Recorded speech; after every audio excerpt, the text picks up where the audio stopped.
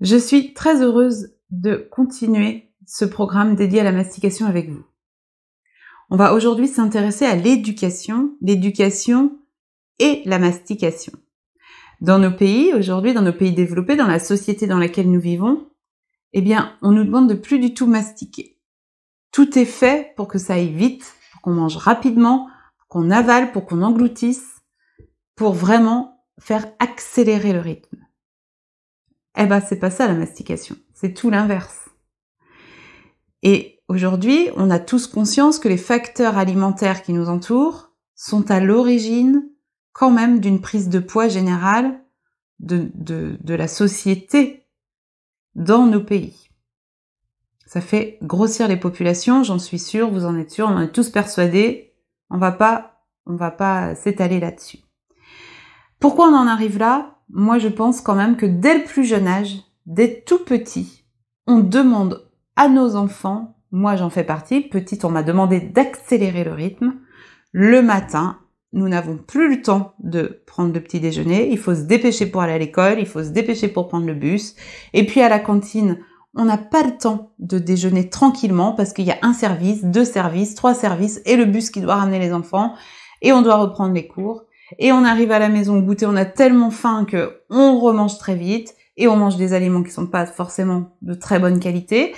Et le soir, on se dépêche encore parce que papa et maman ils ont une réunion, parce qu'il y a le sport, parce qu'il y a les devoirs, parce que voilà. Bon, c'est trop vite. Alors, il faut ralentir, mais il faut faire ralentir toute la famille avec vous. Vraiment, c'est pas que vous, c'est tout votre entourage qui doit ralentir. Parce que à l'âge adulte, on continue de manger trop vite, soit parce que on est au bureau, on est en voiture, on est dans la rue avec des collègues, en réunion. Bref, on continue d'aller beaucoup trop vite. Il faut que ça s'arrête. Vous devez ralentir. Je veux que ça cesse. Apprendre à mastiquer, c'est vraiment quelque chose qui va être long. On parle d'éducation dans cette étape-là. Eh bien, c'est vraiment ça. Comme vous avez appris à marcher, vous avez appris à faire du vélo, vous avez appris à nager, eh bien, quand vous avez appris à faire tout ça, vous n'êtes jamais revenu dessus. Jamais vous vous êtes posé la question de vous dire, tiens, est-ce que je sais faire du vélo au fond? Est-ce que je sais nager? Bah non, vous savez. Eh bien, mastiquer, c'est la même chose. Quand vous aurez appris et que ce sera intégré, que vous le ferez à vie. Donc, on n'est pas à 3 semaines, à 4 semaines, à 1 mois près. On va prendre notre temps. Je me suis beaucoup documentée sur la mastication. Et vraiment, je tenais à vous partager ça parce que j'ai pas trouvé toutes les réponses dans mes documents. J'ai été obligée moi-même d'expérimenter les choses. Et aujourd'hui, cette expérience, je veux vous la partager. C'est pour ça que je suis là avec vous aujourd'hui. Et je vais être avec vous pour plusieurs jours, pour plusieurs semaines. Donc, vraiment, prenez votre temps. Aujourd'hui, dans la société qui va toujours trop vite, eh bien, nous ne savons plus savourer, nous ne savons plus déguster, nous engloutissons, nous bouffons tout trop vite. Et moi, je veux vous partager une histoire. Et cette histoire, elle va vous raconter l'histoire de Marine et Laurent. Marine et Laurent, eh ben, ils vont avoir une belle histoire liée au chocolat. Et cette histoire-là, j'ai demandé, vous savez à qui ? À mon Pierre-Yves, de me rejoindre pour illustrer encore mieux le passage de cette histoire. Laurent, regarde ce que je nous ai offert. Oui. Une jolie boîte de chocolat. Ah. Pas mal. Oui. Ils sont trop beaux. Allez, on s'en goûte un ? Oui. J'opte pour un tout noir.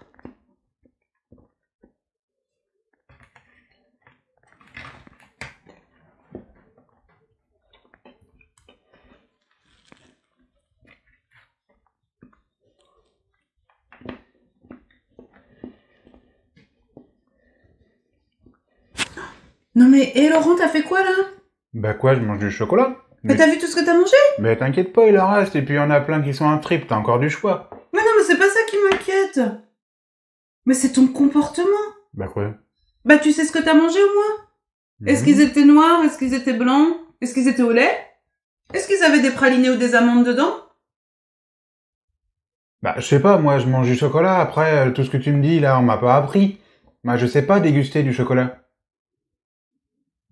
J'espère que ce petit passage avec Pierre-Yves vous a plu, parce que pour moi, il était important d'illustrer vraiment ce moment pour vous faire comprendre que mastiquer, c'est un vrai apprentissage.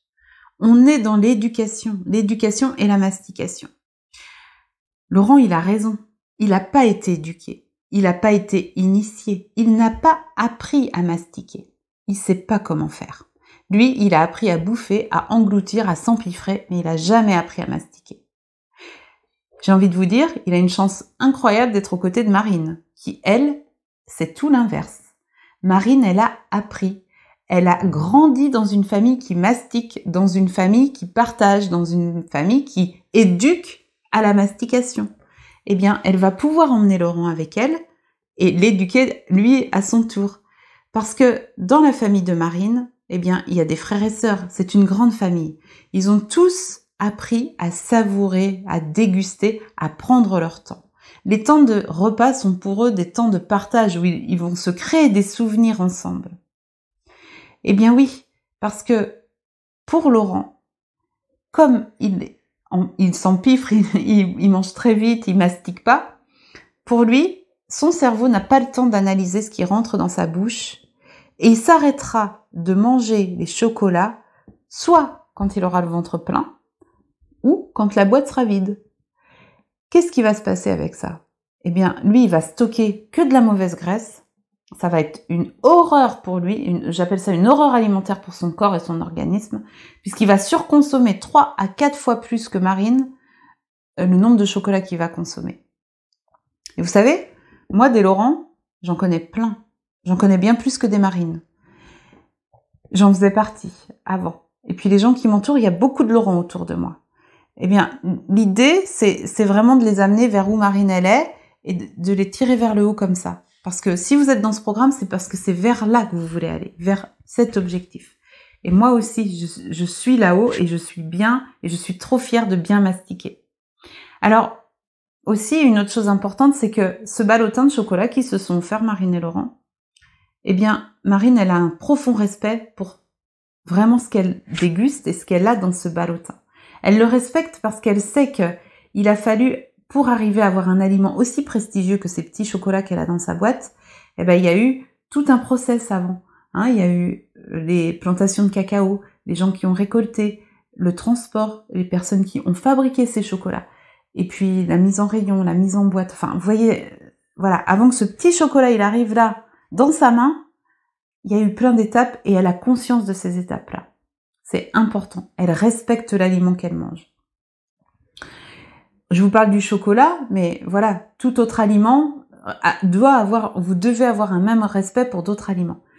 Moi, je vais vous parler de votre aliment doudou, parce que vous voyez, le chocolat, par exemple, ce qu'on vient de voir, c'est pas diabolisant, c'est pas un aliment à diaboliser. S'il est bien mastiqué, en pleine conscience, qu'il est vraiment au centre de vos préoccupations, de vos sensations, il n'y aura aucun souci. Ce petit chocolat, vous allez bien le déguster, le savourer, mais vous allez surtout bien l'assimiler et il fera aucun dégât sur vous. C'est ce qu'il faut comprendre. Il faut pas diaboliser. Avoir des aliments doudous, c'est important. Ça peut être réconfortant dans certaines situations, mais s'il est bien mastiqué, bien assimilé, ça sera vraiment sans souci. Bah oui, pour Marine, le chocolat, c'est juste un truc incroyable. Elle le désire, elle le savoure, c'est parfait. Pour Laurent, c'est l'horreur. L'horreur, parce qu'il en a mangé 4 fois plus que ce qu'il aurait dû, il a rien assimilé et il va stocker. Voilà ce qui va se passer. Après l'histoire de Marine et Laurent, je vais vous faire part d'une situation que vous avez tous vécue, j'en suis sûre, parce que moi, je l'ai vécue des milliers de fois, mais aujourd'hui, c'est plus ça. Mais quand même, je vais vous en faire part.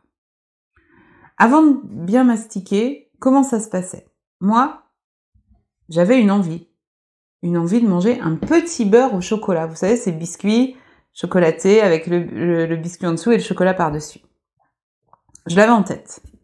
Donc, comment ça se passait? Eh bien, je me disais, non, Sonia, tu vas pas manger ça, c'est pas bon pour toi. Donc, si t'as faim, eh ben, tu manges une pomme. Ok, je mangeais une pomme. À toute allure, sans la mastiquer. Bon. Et puis, quelques minutes plus tard, rapidement souvent, je me disais, j'ai toujours envie de ce petit beurre au chocolat. Bah non, j'allais pas le manger parce que c'était pas bon pour moi. Donc, qu'est-ce que je faisais? Eh ben, j'allais dans le frigo. Et qu'est-ce que je trouvais? Une crème au chocolat, quelque chose de chocolaté, un peu laiteux comme ça. Je prenais cette crème au chocolat, je la mangeais sans la mastiquer, sans la saliver, à toute allure. Ok. Quelques quarts d'heure plus tard, l'envie du petit beurre au chocolat était toujours là. Bon, alors cette fois, je me disais, allez, je me fais une tartine, pain, beurre, chocolat, ça va faire presque la même chose, et puis comme ça sera mieux que le petit beurre. Je me mettais à manger 1, 2, voire 3 tartines, pain, beurre, chocolat, que je mangeais à toute allure, à toute vitesse. Ah oui, je mastiquais pas. Et puis, une demi-heure plus tard, j'étais toujours en train de réfléchir à mon petit beurre au chocolat qui me faisait toujours envie, que j'avais toujours pas mangé. Qu'est-ce que je finissais par faire? D'aller chercher le petit beurre au chocolat. Et alors là, c'est pas un que j'en mangeais, c'est pas 2, c'est tout le paquet. Résultat des courses. Qu'est-ce qui se passait? Je mangeais une pomme, une crème au chocolat, 2, 3 tartines de pain beurre chocolat et le paquet de petits beurres. Vous voyez un peu l'histoire? Alors aujourd'hui, je dis pas que ça m'arrive plus, mais quand j'ai envie d'un petit beurre au chocolat, eh ben je vais directement chercher le petit beurre au chocolat, j'ouvre le paquet, je m'assois, je prends mon temps de le regarder, de le palper, de le toucher, de le sentir, et je le déguste, je le savoure.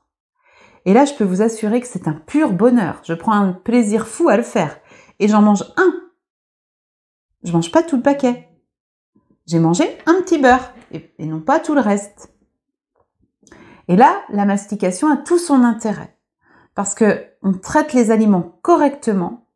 On a vraiment cet échange avec l'aliment qui est parfait. Et du coup, moi, les petits beurres au chocolat, aujourd'hui, j'en ai d'excellents souvenirs parce que je les mastique, je les mange, c'est parfait. Et là, l'échange que je vais avoir avec lui, eh ben, quand je vais être à table et que je vais partager mon repas avec d'autres, je vais faire la même chose. Je vais échanger, partager toutes mes sensations avec eux. Vraiment, mastiquer, pour moi, c'est vous promettre de prendre du plaisir. C'est aussi apprendre à se faire plaisir. L'éducation du plaisir, elle est dans tout. Vous êtes bien d'accord? Faire du sport en se faisant plaisir, manger en se faisant plaisir, et puis tout doit être plaisir dans ce que vous faites. Vraiment, l'éducation de la mastication, c'est ça. C'est vraiment apprendre à vous faire plaisir.